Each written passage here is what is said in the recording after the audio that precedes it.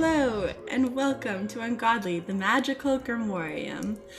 I am here today joined by Besh, my husband, who has his jaw currently wired shut from an accident he was in almost 2 weeks ago. So we're a little late here. Thank you for your patience. And I'm Avery. But maybe we could get Besh to say a few words. You could certainly try to. I'm not sure how helpful it's going to be for the listener. Yeah, he certainly said he certainly tried, but he's not sure how helpful it will be. I'm not sure if you heard that. We're glad to be recording right now. And today we're diving into a story that I've written about Elena Blavatsky, or HPB, as she's most commonly known as. Okay, so we have the popular figure Blavatsky. She's a popular figure of esotericism and mysticism, as well as a psychic in the late 1800s. And besides this, we have the Countess St. Germaine, which we learned about in the first story, and Count Cagliostro, who kind of claimed to know of the Philosopher's Stone and have eternal life.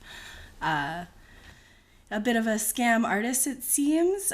Countess St. Germaine, it could be argued that he was similar in the same way, but he seems to have a bit more credence. Is that the right word? Yeah, Balsamo was a shifty grifter. Besh says Balsamo was a shifty grifter. That's the name he was born with. And then Charlotte also makes a reappearance at the end of the story. She was our herbal medicine shop owner who seems to be very frightened of Saint Germain. Okay, and then we have Agrippa appearing in this story, and he's from the 1500s, and he wrote about goetic demons and stuffs in his 3 books of occult philosophy.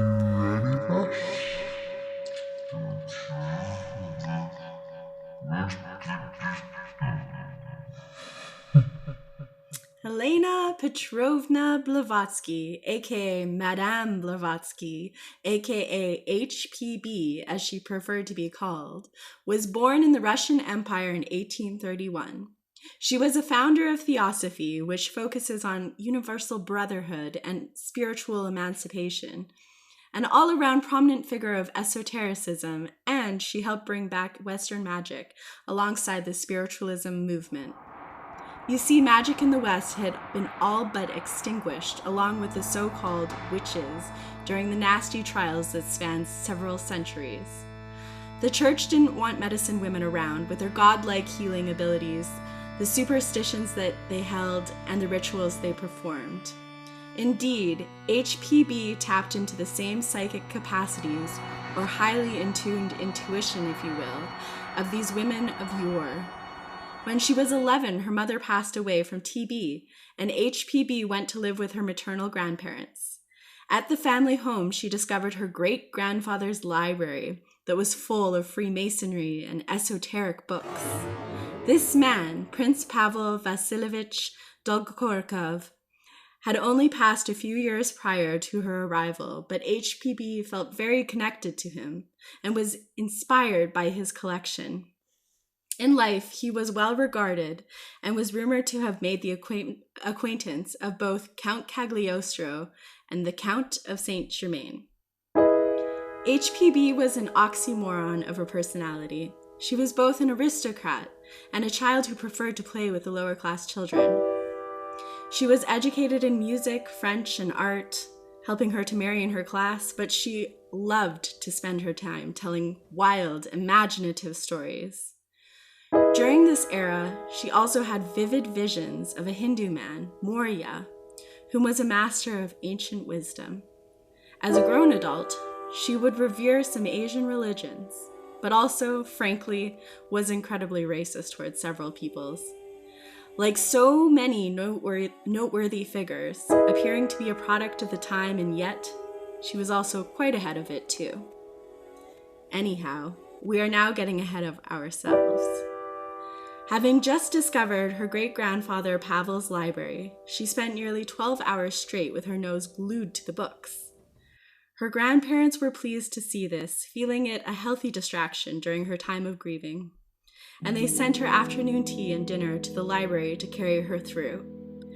Both good and bad came from this exploration.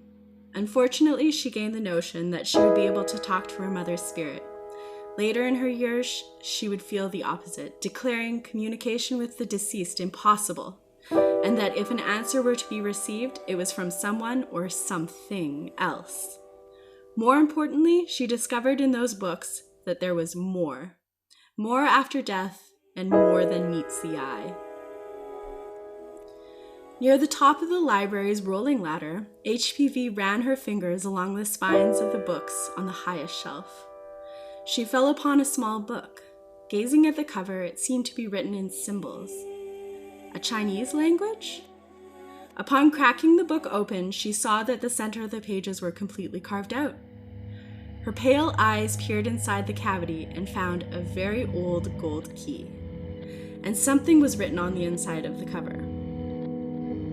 Dearest Pavel, here is an original copy of The Secret of the Golden Flower and the Golden Key, so to speak. Saint Germaine.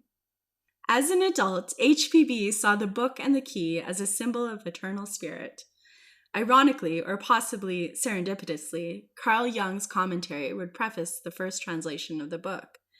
He was known to disparage Theosophy and Blavatsky posthumously, referring to her as imaginative at best, something he would also come to be called. To try to possess an internal spirit herself, HPV went to great lengths to obtain knowledge that would unlock her mind, allowing her to achieve latent powers and understand the world around her. In 1868, she found herself in a monastery just outside of Lhasa, Tibet. This was incredibly unusual for the time because the country tended to not let in any European travelers. But she and a few others were accompanied by none other than Morya, who she first met in her visions as a child, and his friend Master Kut Humi. This seemed to do the trick. At this monastery, her and her group were in the process of learning a plethora of psychic abilities: telepathy, clairvoyance, clairaudience, controlling another's thoughts, and last but not least, dematerializing and rematerializing objects. Typically, people who are not a part of the monastery would stay in the valley below, but these gifted people were the exception. There was only one catch, if you'd even think to look at it that way. They were to try to achieve their tasks in the main hall, surrounded by the continuous chanting of the monks. HPB was dumbfounded at this and asked Master Kuthumi, "Who am I to be here while these people are practicing their sacred prayer?" Looking very genuine, he replied, "They know that the group of you are here to learn tools for you to help balance the places from which you come.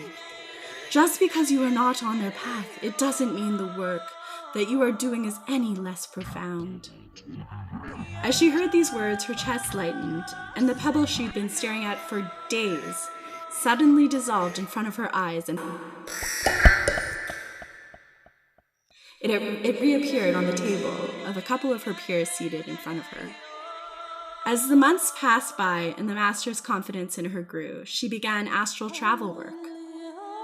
After a long walk in the mountain woods one morning, she stepped into the chanting sounds of the great hall. She sat down on a bench near the entrance. A stout woman, her short legs were pleasantly tired. She stretched them out and listened to the beautiful mantras filling the room. Both buzzed from the walk and relaxed by the harmonies, she closed her eyes and entered a deep state of relaxation. She felt her body vibrate, and her perspective began to change. She was floating out of her body. She suddenly found herself seated on a park bench outside of some old inn. A man with a top hat and staff was speaking briskly to another man with a very serious-looking face. Starting at the arch of his eyebrows, the second man had a couple of unfortunate vertical ridges on his forehead, giving off the appearance of having horns. In response to the first man, the second urged, Listen, Saint Germaine, they're looking for it, the secret.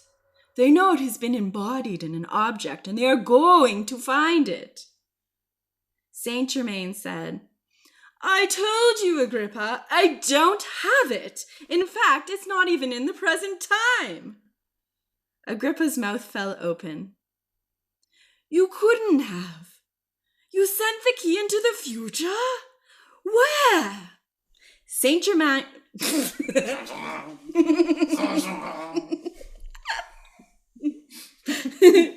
Saint Germaine replied somberly. 20 years ago, people started to get very suspicious that I wasn't aging. Especially that gossiping Madame Pompadour. I didn't want anyone to find out what we have, how to be immortal. He paused. I can see you still doubt me, Agrippa. This is why I brought her here, the person I sent the key to. He looked behind Agrippa where HPB was seated on the bench. Her pale eyes stared at them, looking almost completely white in the dark. HPB, having traveled a very long way, found her footing and started shaking her fist. Ah, phooey! You summoned me. Here I thought that I had traveled here of my own accord. At least it was by the great Saint Germaine and Enrique Agrippa. What, oh please tell me, can I do to aid in your predicament? To her delight, Agrippa sauntered forward. Madame Blavatsky, is it you? I've seen you in my visions. We all have. I am disappointed that such a magnificent being as yourself is indeed from the very distant future. HPB was not surprised by Agrippa's warm welcome. She read his work declaring women equal to men, or in fact superior, and how this was presented in the Bible. Now, don't smother the woman, said Saint Germaine, and pushed Agrippa aside. Pleased to meet your acquaintance. I can't keep you here much longer, though. Please, when I speak to you in your dreams one night, years from now, you must do what I ask. It is for the good of all humanity. And so, when HPB was getting old and very sick, he came to her in her sleep one evening. She knew it was not a mere dream, but real and of psychic nature, as it was incredibly lifelike. She listened closely to what she had to do, and then she passed away in her bed.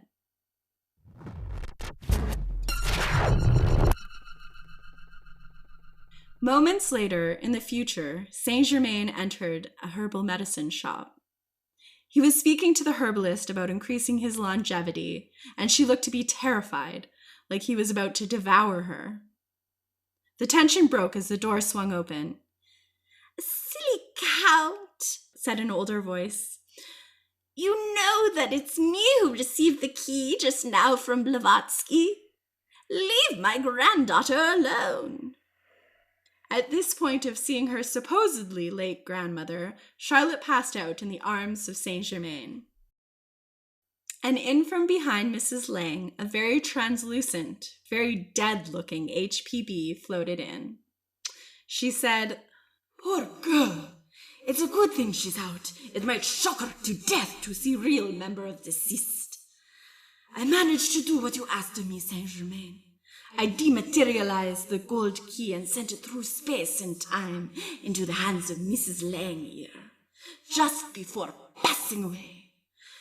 There was a great shaking and a tear of light appeared before me. But I did not go into it. Not yet. I have to see how this plays out. Saint Germain beamed at her and Mrs. Lang, who opened her palm to show him the key. He said, Oh, thank heavens! The world is ending! The ghost of Edmonton needs the key to save it. Hopefully forever.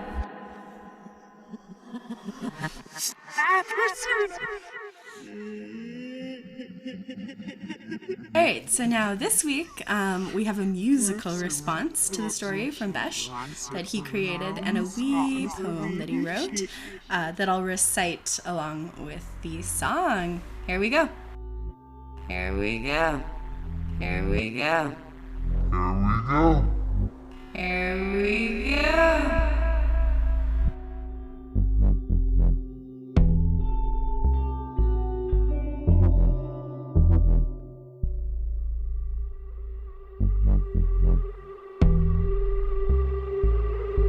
Transmute, transmute.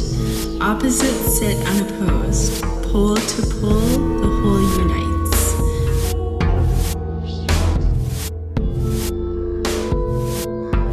Transmute, transmute. By bright moonlight, occlude, eclipse the day with sweet night.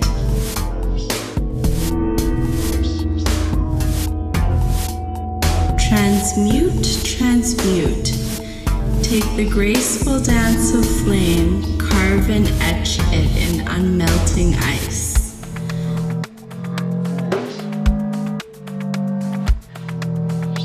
Solve a coagula, dissemble the idea, subatomize your notion.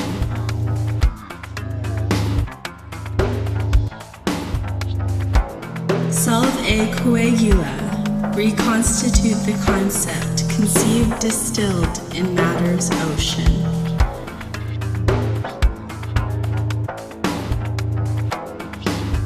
Color is a spectrum, so is ontology.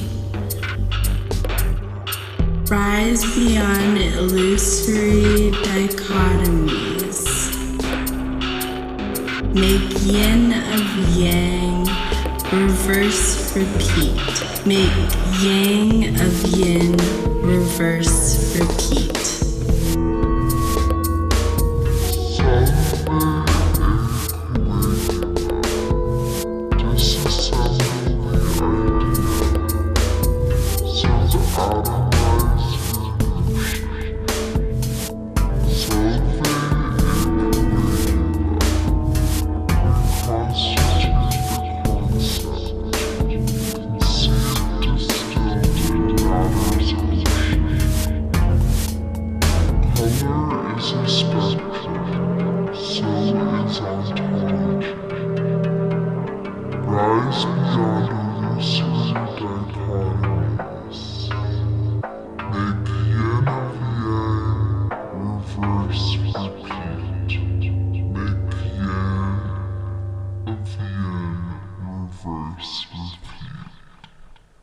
So, I hope that it's not too difficult to understand me saying this, but I'm very deeply honored to have my wife read my poetry to you, and that's about the extent to which I'm going to strain your ears to try and understand my broken face.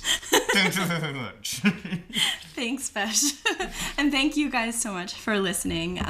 Please like and follow and check us out at UnGodly-Podcast. That's both on Instagram and Facebook. And on Twitter, we have at @un_godly-podcast. Thank you so much again. Cheers. Bye.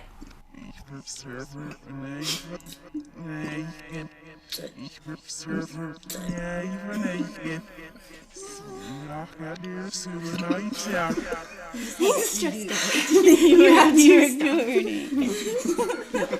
I have a beer so I can put it out. I'm such a diva. Okay. Is it already ready? Oh no.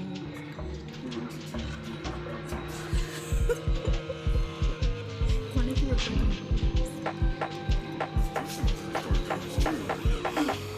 he burps.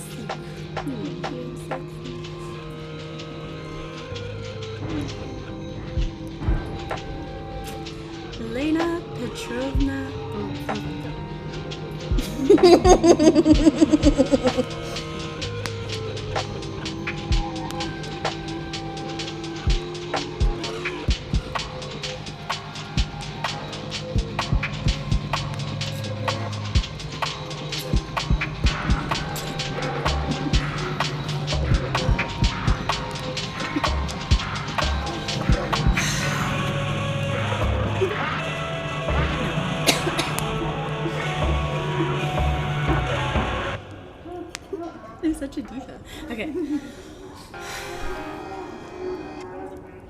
Is it already written?